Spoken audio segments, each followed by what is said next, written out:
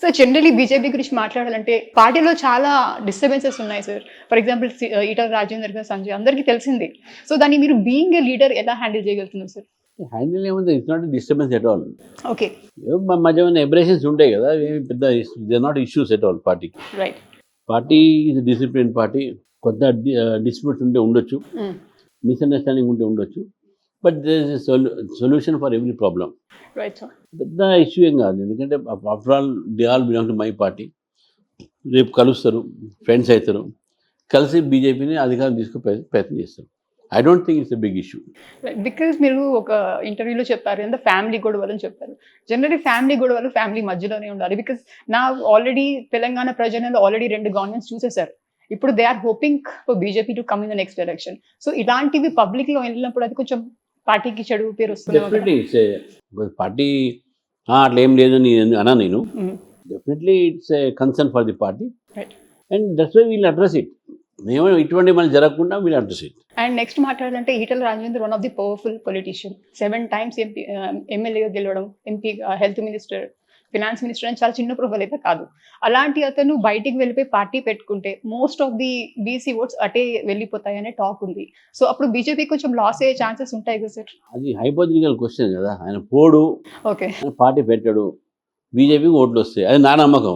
గోష్మహల్ MLA Raja Singh కూడా 3 times కన్సిక్యూటివ్గా ఎమ్మెల్యేగా గెలిచారు కదా. తను కూడా ఇప్పుడు మొన్న ప్రెస్లో చెప్తున్నారు ఏంటంటే మాకు అంటే రాజా సింగ్ గారు కానీ వాళ్ళ కార్యకర్తలకు కానీ రావాల్సిన గౌరవం రావట్లేదు, అందుకే పార్టీ నుంచి వెళ్ళిపోయాని ఒక సైడ్ చెప్తూ ఉంటే, ఇంకొంతమంది మీరు ప్రెసిడెంట్గా వచ్చిన వెంటనే తను పార్టీ నుంచి వెళ్ళిపోయారనే టాక్ ఉంది.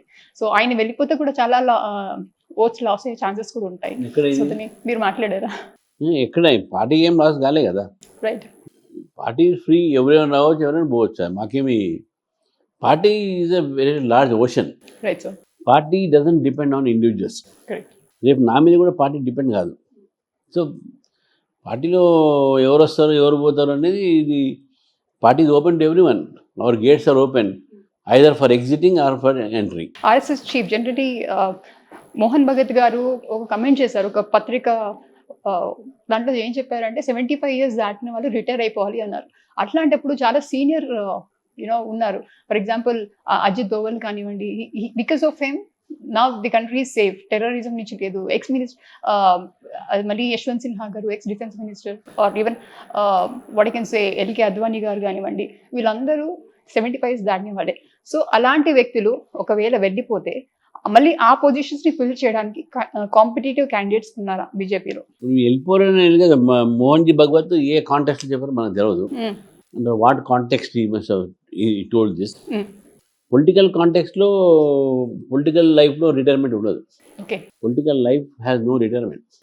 It is only voluntary retirement if you want, but there is no retirement in political life. So కాబట్టి ఆ క్వశ్చన్ రాదు. 75 years doesn't matter, 100 years doesn't matter. Morarji Desai became Prime Minister at the age of 82. Correct. And he lived up to 101 years. Okay. So, politics, I don't think retirement is necessary. If I want to retire, I will retire after 70. That's my personal thing. Okay. But party, any party, politics, there is no retirement age. People join politics even after retirement age. Majority of the people join politics after retirement age. Correct.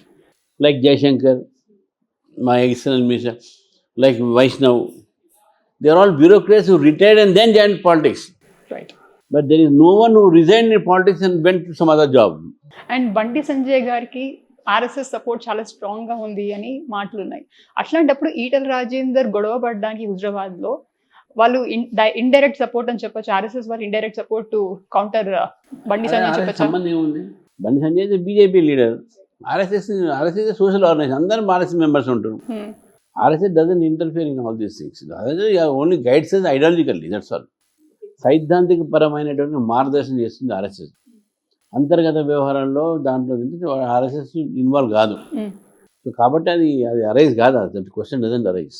And ఇంకోటి చెప్పాలంటే ఇప్పుడు generally BRS కానివ్వండి లేకపోతే కాంగ్రెస్ కానివ్వండి, generally వాళ్ళు వాగ్దానాలు చేస్తారు, manifestos release చేస్తారు.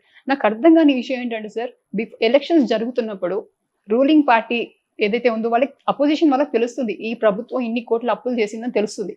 తెలిసి కూడా వాళ్ళు మేనిఫెస్టోని రిలీజ్ చేస్తారు. ఆ మేనిఫెస్టోలో మళ్ళీ కొన్ని వేల కోట్లు అప్పు చేయాలి.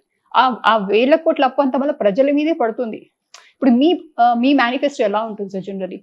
నా మేనిఫెస్టో పీపుల్స్ ఫ్రెండ్లీ ఉంటుంది. రైట్. అది సెడ్ ఈజ్ రైట్. పీపుల్ మీద బర్డన్ పడేటట్టే మేనిఫెస్టో తీసుకొస్తారు, వాళ్ళు ఇంప్లిమెంట్ చేయాలి. ఇప్పుడు కాంగ్రెస్ పార్టీ ఏం చేసింది?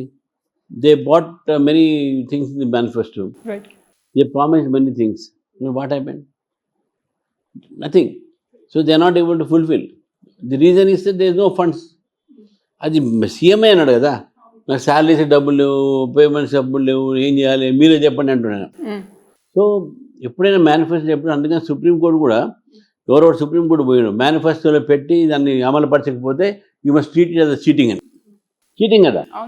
సో అట్లా అదేదో అటువంటి కేసులు పడ్డాయి.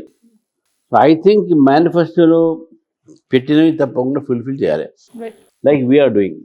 ఆర్టికల్ 370 తీసేసినాం, ట్రిపుల్ తలాక్ తీసేసినాం, యూనిఫామ్ సివిల్ కోడ్ తెస్తామనంటే దాన్ని ఇండైరెక్ట్గా మీరు ట్రిపుల్ తలాక్ తీసేసినట్టే. దాంతో ఫస్ట్ పార్ట్ అది. దాంతో సిటిజన్స్ అమెండ్మెంట్ యాక్ట్ చేసేసినాం. మేము డెవలప్మెంట్ చేస్తున్నాం. ఈ రకమైన మేనిఫెస్టో మాది ఉంది. ఓకే. సో దట్ వే వాళ్ళకి లేదు అది. మేము చెప్పింది చేస్తాం. Congress and other parties including the BRS, they are people who always think of coming to power by hook or cook, by telling lies to the people. So కాబట్టి BJP doesn't believe in it. BJP believes, మా అందరికీ ఏంటంటే బీజేపీలో మేము చెప్పింది చేయాలి.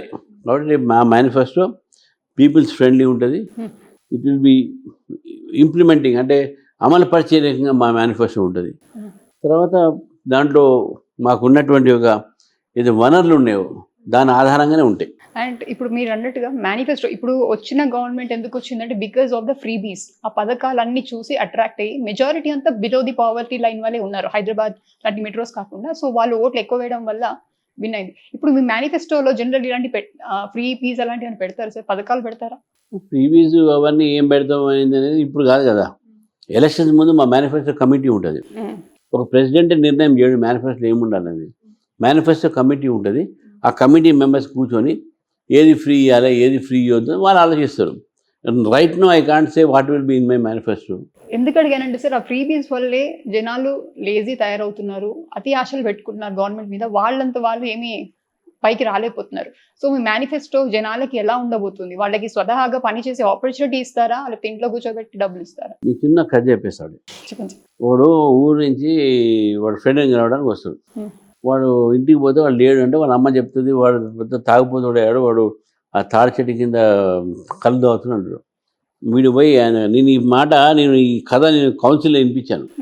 అక్కడ పోయిన తర్వాత వాడి దగ్గర పోయి ఏమ్రా ఇట్లా తయారైపోయాను, నీకు ఇంట్లో అమ్మ నాన్న ఉన్నారు, మరి వాళ్ళు చూసుకోవాలి కదా అంటే, వృద్ధాప్య పెన్షన్ వచ్చింది వాళ్ళకు, మనకు చూడాల్సిన అవసరం లేదు అంటాడు. మరి చెల్లెలు పెళ్లి చేయాలి కదరా అంటే, లక్ష్మీ కళ్యాణం ఉంది కదా, కళ్యాణ లక్ష్మి ఉంది, అది అయిపోతుంది అన్నాడు. అట్లా కాదురా భయ్, నువ్వు ఉద్యోగాలు చూసుకోవాలంటే ఏముంది, 3,000 రూపాయలు ఇస్తారు కేసీఆర్ నాకు, మీరు ఉద్యోగ భర్త అని అన్నాడు. అట్లా కాదురా భయ్, మళ్ళీ నీకు మన పొలం ఉంది కదా అంటే, నాకు రైతు బంధు వస్తుంది 12,000 ఏముంది అంటాడు. ఈ ఫ్రెండ్ ఉరుకుతాడు. అరే ఎక్కడ పోతున్నారా అంటాడు. నా ఉద్యోగాన్ని రాజీనామా చేసి నీ ఎదురు వచ్చి వస్తారా అంటాడు వాడు. Do you need Telangana like that? No, not at all. Right. We don't want like that. Yeah, there is no other things for it. Right. నీ బయటకు వచ్చిన తర్వాత మినిస్టర్లు అందరూ, ఎమ్మెల్యేలు, రూలింగ్ పార్టీలు అన్న మా మనసులో పాట మీరు చెప్పారు అన్నాడు. రైట్. అది అర్థం చేసుకుని సమజ్దార్కు ఇషారా కాఫీ. సో రీసెంట్గా ఉపరాష్ట్రపతి జగదీప్ ధన్కర్ గారు రిజైన్ చేశాక ఇప్పుడు కేసీఆర్ గారిని వైస్ ప్రెసిడెంట్ చేద్దామనే టాక్స్ ఉన్నాయి, చాలా టాక్లు వస్తున్నాయి. బీఆర్ఎస్ని బీజేపీలో కలుపుతాం, కవిత లిక్కర్ కేసులు తీసేస్తాం, ఇవన్నీ జరుగుతున్నాయి టాక్స్. దీని మీద మీరు ఏం కమెంట్ చేస్తారు సార్? నిజంగానే ఛాన్స్ ఉందా, లేకపోతే చాలా వచ్చినాయి నితీష్ కుమార్ గారు జనరల్ అంటే వాస్తవాల మీదను సెన్సిబుల్ థింగ్స్ మీద చేస్తాం. నాన్ సెన్స్ మీద మనం కామెంట్ ఏం చేస్తాం అంటే మాకు తెలియదు కదా సార్. మీరు నాన్ సెన్స్ అవన్నీ నాన్ సెన్స్ కి తెలియజేతలో ఉండదు. We know it is nonsense, that's all. So there is no comment for nonsense. So ఇంకొకటి, ఏపీలో కూటమి ప్రభుత్వం sir, for example BJP, Janasena, మళ్ళీ టీడీపీ ముగ్గురు కలిసి 164 సీట్స్ మెజారిటీతో విన్ అయ్యారు. ఇప్పుడు కూడా తెలంగాణలో కూటమిని ఏమన్నా ఆ స్ట్రాటజీని ఇక్కడ ఇంప్లిమెంట్ చేసే అవకాశాలు ఉన్నాయి sir? BJP is going alone, will go alone and form the government on its own. Okay. No alliance in Telangana. ఇక్కడ రాజకీయ పరిస్థితి వేరే, అక్కడ రాజకీయ పరిస్థితి వేరే.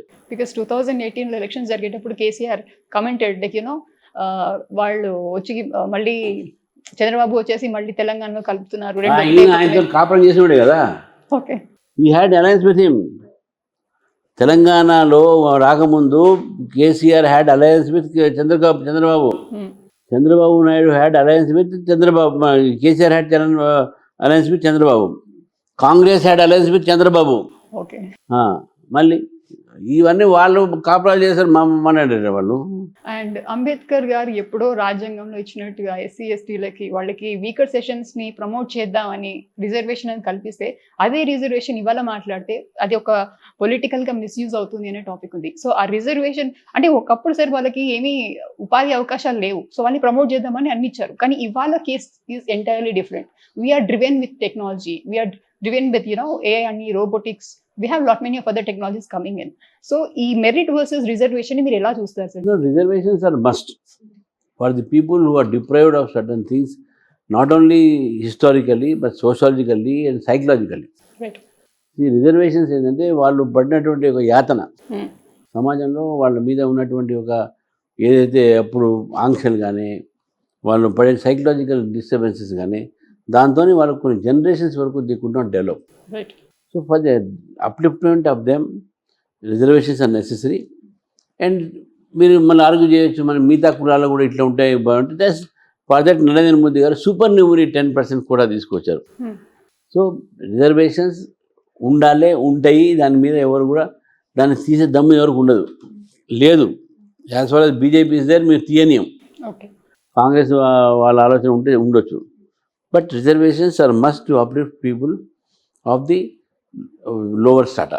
కానీ అప్పటి సందర్భాలు ఇప్పటి సందర్భాలు వేరు కదా సార్. ఇవాళ చూస్తే ఎస్సీ ఎస్టీ వాళ్ళే కొన్ని అంటే I'm not against any reservations, I'm just telling you my friends they own Jaguar BMW cars. And తెలిసిన వాళ్ళు కొంతమంది బ్రాహ్మణులని చూసారంటే వాళ్ళు ఢిల్లీలో బాత్రూమ్లో గడుపుతూ ఉంటారు సార్, ఉత్తరాఖండ్లో అక్కడ ఇక్కడ జరుగుతున్న విషయం. మరి అలాంటి వాళ్ళకి మీరు ఎలా 10% రిజర్వేషన్ అవి చూసే మన మోదీ గారు ఇచ్చారు. అప్పుడు జరిగింది అప్పర్ క్యాస్ట్కు, those who are very poor, they are being given 10% reservations in EBC category. ఇప్పుడు ఒక సమాజం పైకి వచ్చిందని ఒకరు పైకి వస్తే లాభం కాదు కదా. The entire society has to come up. One family or two families, if they become rich, that is not so. నీ పేర్లు చెప్పగానే ఒక ఆయన ఉన్నాడు, is very rich in Telangana, but his entire community is very poor. ఇళ్ళు ఉండడానికి ఉండవు, వీళ్ళు ఉండవు. సో ఒకరు ఇద్దరు కేసెస్తోనే యూ కాంట్ కంపేర్ ది వాళ్ళ ఎకనామిక్ అండ్ సోషల్ స్టేటస్. తర్వాత మీరు బ్రాహ్మణునే కాదు, ఈవెన్ నగర కులాల్లో కూడా there are so many people who ఉన్నాయి. బట్ దాన్ని వాళ్ళని కూడా ఆలోచించడానికి నరేంద్ర మోదీ గారు 10% EBC తీసుకొచ్చారు. Whether governments are implementing it properly or not different thing, but Narendra Modi గారు కూడా E BC, being a BC thought of EBCs. That is greatness. And మొన్న పెద్దమ్మ గుడి రీసెంట్ గా జరిగింది, పెద్దమ్మ గుడి కూల్స్తామని హైదరాబాద్ తీసుకున్నారు. వాళ్ళు ఫాతిమా కాలేజ్ లాంటివి కూల్చలేని వాళ్ళు ఈ పబ్లిక్ ఇంట్రెస్ట్ వాడిని కూల్చడం వల్ల మీరు అడ్వకేట్ గా మీరేం యాక్షన్ తీసుకోబోతున్నారు? నేను వెరీ సీరియస్ మ్యాటర్. అడ్వకేట్ గా మా లీగల్ సెల్ దాని మీద ఎట్లా చేయాలి అని ఆలోచిస్తుంది. చేస్తే సక్సెస్ కావాలి. డెఫినెట్ గా ఫాతిమా కాలేజు అది ఇల్లీగల్ హైదరాబాద్లో ఉన్నది అని చెప్పేసి మేము చెప్పింది కాదు, హైదరాబాద్ చెప్పారు. ఎగ్జామ్స్ నడుస్తుంది, తర్వాత కూలగొడతామన్నారు. ఇప్పుడు ఏమో లేదు కూలగొట్టామంటారు. టెంపుల్స్ మాత్రం కూలగొడతారు. నిన్న మొన్న జరిగినటువంటి పెద్దమ్మ టెంపుల్. సో ఇది government attitude. They don't bother about Hindu institutions and Hindu sentiments, but they are more bothered about Muslim institutions and Muslim sentiments. ఇది ఓట్ బ్యాంక్ పాలిటిక్స్. ఇది మీ opposite. We're not against basically against Muslim, we're against the parties who are exploiting them, Muslimsని vote bank పాలిటిక్స్ని వాళ్ళు చేసేది. Fatima college issue which no action is being taken by Hydraa అంటే it is nothing but appeasement politics. ఇంతకన్నా పెద్ద బుజ్జగించేదనం ఉండదు. ఇది బుజ్జగించేటటువంటి వైఖరి. ఇది purely vote bank politics and anti Hindu attitude of the present government, Congress government. Even పెద్దమ్మ టెంపుల్ కదా సార్, పెద్దమ్మ టెంపుల్ వెనకాల కూడా I learn from one of the resident, అక్కడ 300-600 గజాలు ఉన్న ఇల్లులు కూడా ఇది హైడ్రా జోన్లో ఉన్నాయి, వాటిని కూడా ఏం డిస్టర్బ్ చేయట్లేదు వీళ్ళు. సో అంటే ఇది MRO decision to demolish the temple is wrong. ఇల్లు ఉన్నాయని అనుకుంటే వాళ్ళు కోర్టుకు పోయిండ్రో మళ్ళీ ఎటు మనకు తెలియదు. ఎవ్రీ బట్ టెంపుల్ కోర్టుకు ఎవరు పోతారు? టెంపుల్ ఎవరో పూజారి ఉంటారు, ట్రస్ట్ ఉంటుంది, వాళ్ళకి ఇన్ఫర్మేషన్ ఉంటుంది వచ్చిండొచ్చు. సో కాబట్టి individual houses, private houses, they have legal remedy to go and other things. Temples ఎవరు పోరు కదా, ఎవరు మాట్లాడరు కదా అని చెప్పి అనుకొని గవర్నమెంట్ కూడగొట్టింది. ఇది attitude of the Congress government. Wherever they find that Hindu temples and Hindu establishments can be destroyed, they will destroy it. But they will not touch any other religion's property. That is the attitude of the Congress.